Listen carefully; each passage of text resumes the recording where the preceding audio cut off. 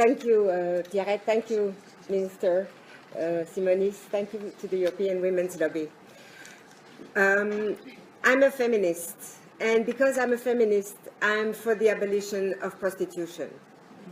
I'm committed to the abolition of prostitution because I'm a feminist and a humanist. The story of prostitution and sexual exploitation is made of extreme violence, often invisible or rendered that way by those who benefit from it.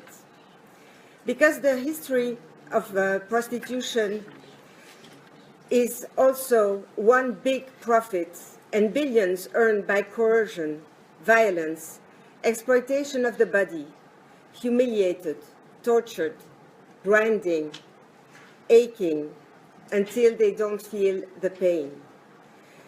The story concerns millions of people in Europe only, a majority of women and girls. Their story is one of modern slavery, affecting them by an extremely serious breach of fundamental rights and human dignity. Therefore, consent of the victim is irrelevant when one stated the means that have been used. In Belgium, and the minister said it, prostitution is tolerated, but pimping and trafficking are punished by the law. But hypocrisy and money at stake will allow for everyone to deny connections.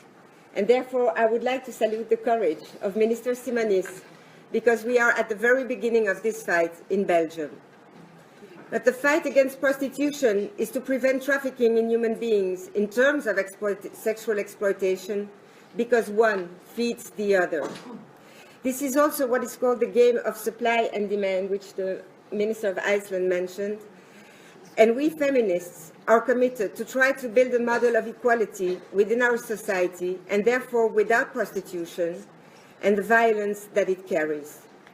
This violence putting our dignity, equality, and the vision and status of women at stake is why we are committed to fight, as it puts our core values at risk.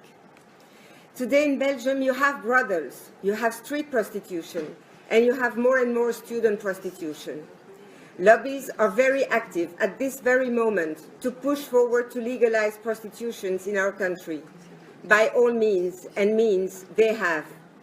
We have our values to fight the systems, and sometimes we feel powerless, but we will not abandon.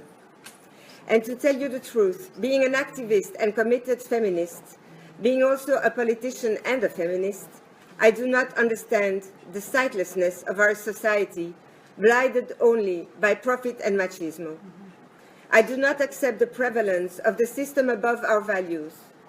I was not always for the abolitionist system, did not always or from the beginning understand all of it, but I listened to testimonies and changed. How could you not? Today, as we understand the violence within the system of prostitution, how could we not fight against it? Today, we are still a minority, but as feminists, it is our duty to continue and fight the language to influence our politicians. We will never reach equality if we don't.